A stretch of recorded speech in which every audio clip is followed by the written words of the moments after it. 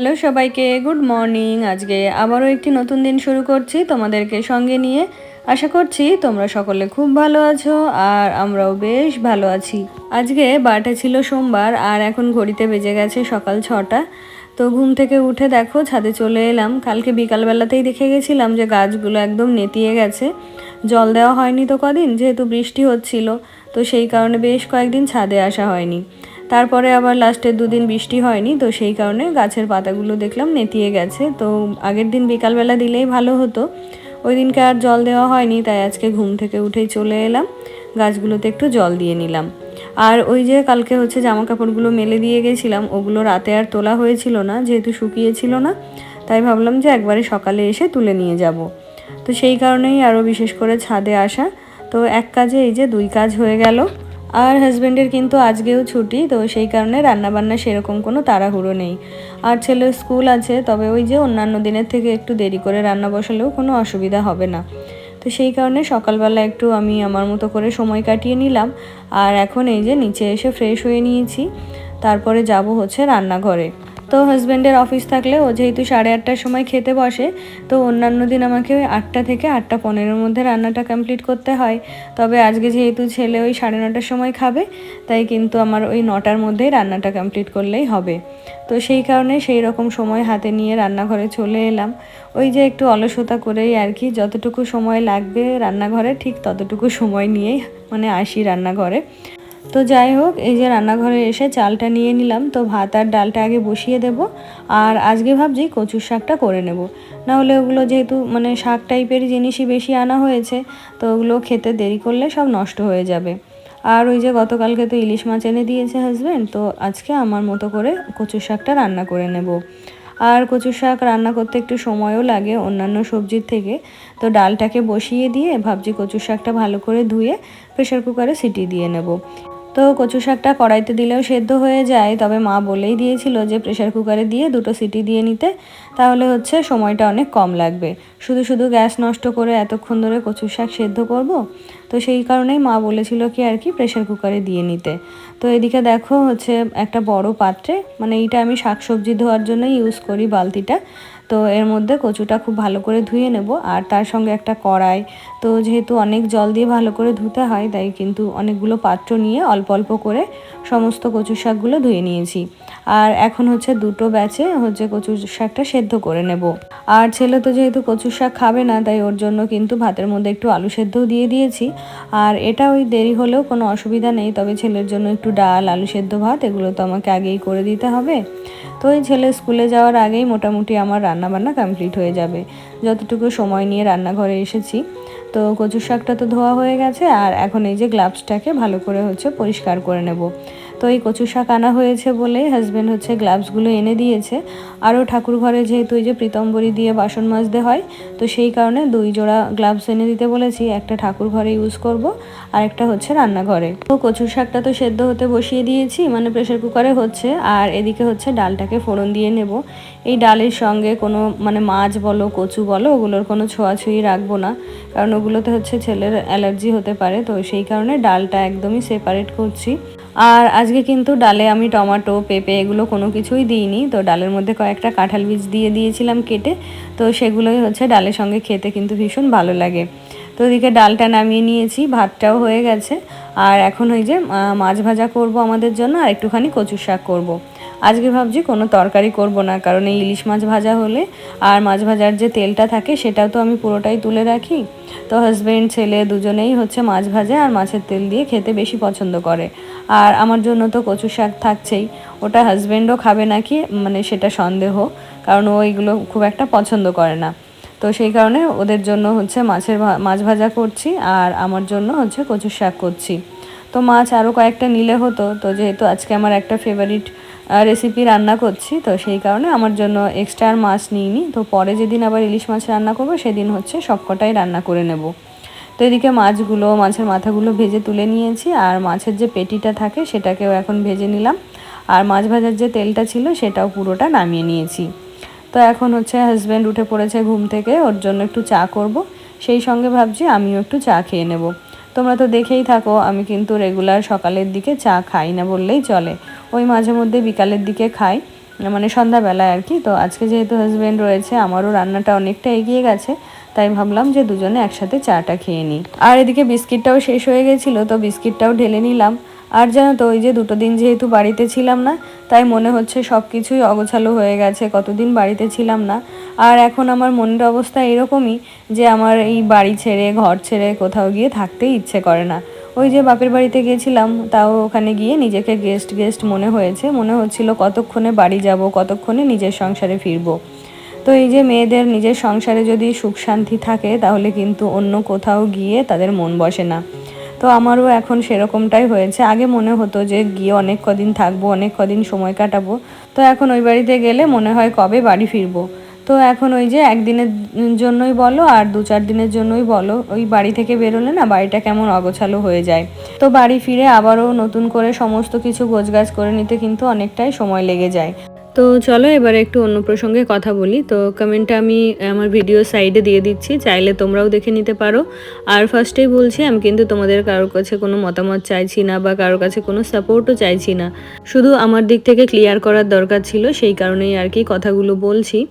আর যে আমাকে কমেন্টগুলো করেছে তাকে আমি অলরেডি ব্লক করে দিয়েছি, কারণ তাকে তার ভাষায় যদি মানে রিপ্লাই দিতে হতো, তাহলে আমাকেও তার লেভেলে নিচে নামতে হতো। তো সেই কারণেই আর কি তাকে আমি ব্লক করে দিয়েছি। তো চলো এবার ও যে কমেন্টগুলো করেছে আমার সম্পর্কে, সেইগুলোর হচ্ছে আমি একটু রিপ্লাই দিয়ে দিই। তো কমেন্টটা আমি পাশে দিয়ে দিলাম। আর একটা কথা বলে রাখি যে মানুষ কাউকে কখনো বিশ্বাস করতে নেই বা প্রশ্রয় দিতে নেই, এটাই হলো তার জলজান্ত উদাহরণ। তো এই মেয়েটা বেশ কয়েকদিন ধরে এর মা আর এ মিলে আমার মানে দুজনে মিলে আমার ভিডিও দেখে, আমার ভিডিওতে কমেন্টও করে। তো এই মেয়েটাকে আমি বোন বলেই সম্বোধন করি। তো এ দেখো আমার ভিডিওতে, গতকালকের ভিডিওতে কমেন্ট করেছে যে তুমি আগের ব্লগে পা দিয়ে নারকোলটা সরালে, তাতে তোমার শিক্ষাগত যোগ্যতার প্রমাণ পাওয়া যায়। নারকোল ছাড়া কোনো পুজো হয় না, সব কিছুতেই নারকোল লাগে। তোমার নিজের কোনো শিক্ষা নেই, তুমি আবার লোককে বলতে আসো। আগে নিজে শিখে আসো।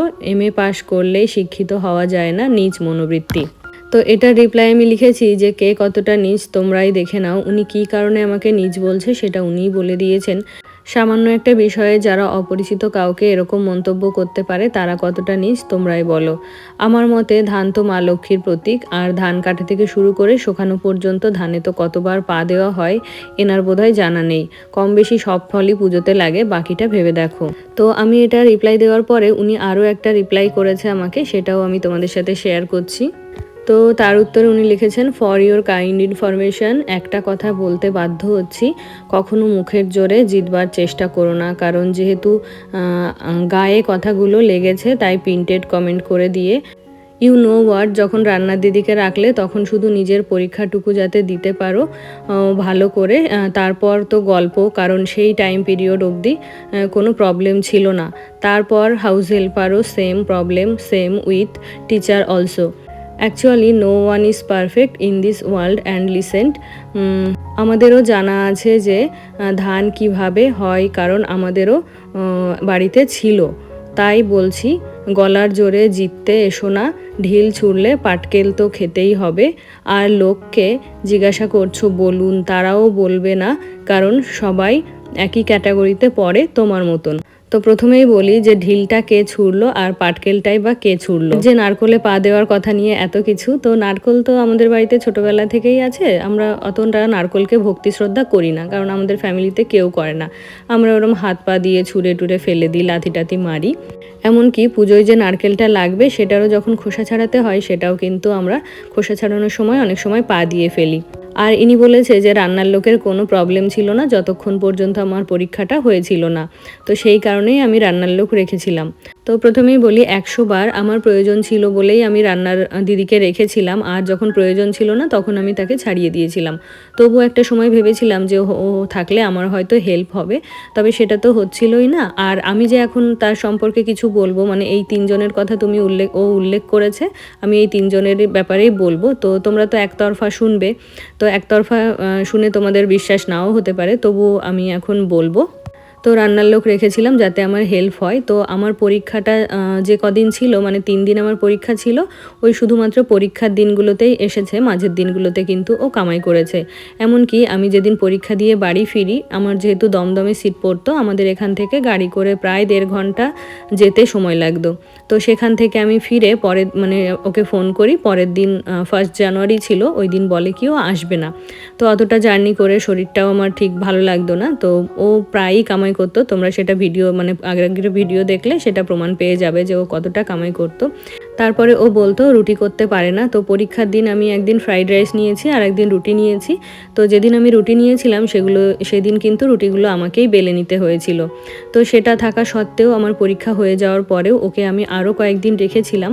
মানে আমার এখন এক্স্যাক্ট মনে নেই, তবে আমার টোটাল মনে আছে ওকে আমি 4 মাস কাজে রেখেছিলাম।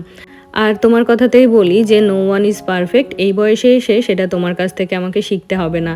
আর নো ওয়ান ইজ পারফেক্ট এই কথাটা প্রতিনিয়তই আমার হাজব্যান্ড আমাকে বলতো। আর এই কথাটা জেনেই আমি ও যে রুটি করতে পারবে না, মশলা করতে পারবে না, মানে মশলা আগে থেকে তৈরি করে ফ্রিজে রেখে দেবে, এই সমস্ত কিছু জেনেও আমি ওকে 4 মাস কাজে রেখেছিলাম।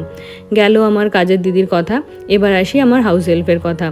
আবারও বলছি যে এখানে আমি একতরফা বলছি, তাই তোমাদের বিশ্বাস নাও হতে পারে, তবে আমি জানি আমি সত্যি কথা বলছি, তাই এখানে বলছি। তো হাউস হেল্পকে আমি প্রথমে রেখেছিলাম, তারপরে আমার মনে নেই যে হাউস হেল্প রাখার কতদিন পরে রান্নার দিদিকে রেখেছিলাম। তো আমি একটা ভিডিওতে বলেছি যে আমার হাউস হেল্পকে কোনো কেউ বলে যে উপরের রান্নাটা তুমি করলে না কেন, রান্না করা, ঘর মোছা, বাসন ধোয়া তাহলে একসাথেই তোমার হয়ে যেত। কিন্তু আমার যে হাউস হেল্প ছিল সে কিন্তু কোনো দিনও রান্নার কাজ করেনি বা কোথাও করতেও না। তার কারণে আমি তাকে রান্নার কথা বলিনি। তো তাকে সেই কথা বলার পর সে আমাকে অফার করে যে তুমি তোমার রান্নার দিদিকে যা দাও তার থেকে আমাকে 100 টাকা বেশি দিও, তোমার রান্নাটা আমি করব। তো তাকে আমি রিপ্লাই করি যে না, আমি আপাতত কাউকেই রাখবো না, যদি কখনো রাখি তাহলে তোমাকে অবশ্যই বলবো। আর তারপরে যে নো ওয়ান ইজ পারফেক্ট, তো সে আমার বাসনগুলোও ভালো করে ধুতো না, সেটাও আমি আমার হাজব্যান্ডকে বলতাম। হাজব্যান্ড বলতো কি যে তুমি ওকে বলবে, ওকে দিয়ে ভালো করে পরিষ্কার করে কাজ করিয়ে নেবে। তো সেই মতো করে ওনাকেও আমি রেখেছিলাম। আর যে কথাটা আমি এতদিন তোমাদের থেকে গোপন রেখেছি সেটাও আজকে বলে দিচ্ছি যে আমার যে হাউস হেল্প সে আমার কাছে প্রায় মাঝে মধ্যে 100 টাকা 200 টাকা এরকম করে টাকা চাইতো। আজকে ছেলে মাংস খেতে চেয়েছে, আজকে ছেলেকে নিয়ে বেড়াতে যাব, তো তারপরে আমি তার ডিমান্ড অনুযায়ী তাকে টাকাও দিয়েছি। এমনকি পয়লা বৈশাখের সময় প্রথমে আমার কাছে 200 টাকার একটা নাইটি চাই, আমি ওকে বলি যে টাকা নিয়ে নিও, তো আমি নাইটি দিতে রাজি হওয়াতেও আমার কাছে কুর্তি চাই। সেক্ষেত্রেও আমি বলি যে তুমি টাকা নিয়ে নিও, কারণ ফ্যামিলিতে যেহেতু ওর আরও লোকজন আছে, তো সব বাড়ি থেকে যদি ওকে নাইটি কুর্তি দেয় তাহলে সব তো পড়তে পারবে না, ওর যেহেতু আরও ফ্যামিলি মেম্বার আছে তো তাদেরকে প্রয়োজন মতো কিছু কিনে দিতে পারবে। সেই জন্য ওকে আমি টাকা অফার করি। তো ও টাকা না নিয়ে বলে না তুমি আমাকে কুর্তি দিও, টাকা নিলে খরচ হয়ে যাবে। তো সেই কারণে ওকে আমি ওই 450 টাকা দিয়ে একটা কুর্তি এনে দিই, আমি অ্যামাউন্টটাও বলে দিলাম। তারপরে ওটা যেহেতু পয়লা বৈশাখ পারপাসে ওকে দিয়েছিলাম, তো তারপরে পয়লা বৈশাখের দিন সকালবেলায় এসে কোনো ইনফরমেশান ছাড়াই এসে আমার সামনে দাঁড়িয়ে বলে শুভ নববর্ষ বৌদি, আজকে ছেলের জন্মদিন। তো আমি ওকে ওই শুভ নববর্ষ বলে উইশ করি। তো ওর ছেলের জন্মদিনের কথায় আমি কোনো রিপ্লাই না দেওয়ায় ও কাজ করতে শুরু করে দেয়। তখন আমার মনে হলো যে 2 দিন পরেই যেহেতু ছেলের জন্মদিন ছিল, তাহলে নিজের জন্য কুর্তি না নিয়ে ছেলের জন্য কিছু চাইতে পারতো। তো আমি যেহেতু 2 দিন আগে ওনাকে কুর্তি কিনে দিয়েছি, তো এখন তো ছেলের জন্য কিছু দেওয়াও আমার পক্ষে সম্ভব নয়। তারপরে আমার হাজব্যান্ডকে তোমরা কতটুকু চিনেছো বা জেনেছো আমি জানি না, ও কিন্তু খুবই চুপচাপ শান্ত স্বভাবের মানুষ। আর ওই লোকজনের মধ্যে থাকা বা লোকজনের সামনে বসে খাওয়া দাওয়া ওগুলো কিন্তু একদমই পছন্দ করে না। তো তোমাদেরকে বলেছিলাম যে অন্যান্য দিন 1টা-2টোর সময় কাজে আসলেও ছুটির দিনগুলোতে কিন্তু ওই 10টা সাড়ে 10টার মধ্যে কাজে চলে আসতো, যে টাইমটায় আমরা খেতে বসতাম। তো প্রত্যেক দিন আমরা যখন খেতে বসতাম তখনই হচ্ছে কাজে চলে আসতো। আমি বহুবার বারণ করেছি, তা সত্ত্বেও দেখি ওরকমই করতো। তো সেটা গেল। তারপরে আমার ভাই এসেছিল, তো তখন আমার হাজব্যান্ডের পরপর 3টে ছুটি ছিল। তো প্রথম দিন ওরকম না বলে কয়ে সকাল সকাল কাজে চলে এসেছে, যেহেতু ওর ছেলেরও স্কুল ছুটি থাকে, তো সেই কারণে ও জানে যে সরকারি ছুটিগুলো কবে থাকে বা আমার হাজব্যান্ডের কবে ছুটি থাকে। তো সেই কারণে ও সেই ছুটির দিনও হচ্ছে তাড়াতাড়ি করে চলে এসেছিল প্রথম দিন। তো প্রথম দিন যেহেতু তাড়াতাড়ি করে কাজে চলে এসেছে, সেই দিনই কিন্তু আমি বলে দিয়েছি আমার কিন্তু কাল পরশু 2 দিনই ছুটি, এই কাল পরশু কিন্তু তুমি আসবে না, দেরি করে আসবে। তো সেটা বলে দেওয়া সত্ত্বেও সে কিন্তু সেই কাল পরশু আবারও সেই একই টাইমে, মানে সকালবেলা আমরা যখন খেতে বসি ঠিক সেই টাইমে কাজ করতে চলে এসেছে। আর তারপরে যখন আমার রান্নাঘরে কাজ শুরু হবে তখন আমি ওনাকে আগের মাসের মাইনে ক্লিয়ার করি, আর সেই সঙ্গে যে বলি যে দিদি আমার রান্নাঘরে প্রায় 2 মাস মতো কাজ হবে, তো তুমি এখন এসো না, পরে আমার কাজ টাজ গোছানো হয়ে গেলে যদি আমার মনে হয় আমার তোমাকে লাগবে তাহলে আমি তোমাকে জানাবো।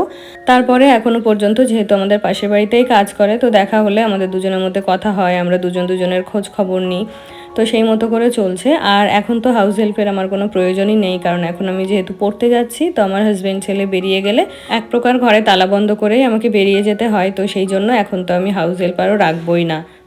আর রইল বাকি আমার ছেলের টিউটরের কথা, তো তোমাদের সঙ্গে তো কিছুটা ঘটনা শেয়ার করেইছি, আর বাকিটা বলেছিলাম যে অন্য কোনো দিন জানাবো, তো সেটার এখন সঠিক সময় এসেছে বলে দেওয়ার। তো নেক্সট ভিডিওতে আমার ছেলের টিউটর কেন আসে না বা আমি কি ওনাকে আসতে বারণ করেছি সেই বিষয়ে বলবো। আসলে কি জানো তো, আমি হয়তো সকলের সাথে একটু বেশি ভালো ব্যবহার করে ফেলি, বা ওই যে ভিডিও শুরুতে বললাম যে বেশি প্রশ্রয় দিয়ে ফেলি, তো সেই কারণেই বোধহয় আমার সাথে এগুলো হয়।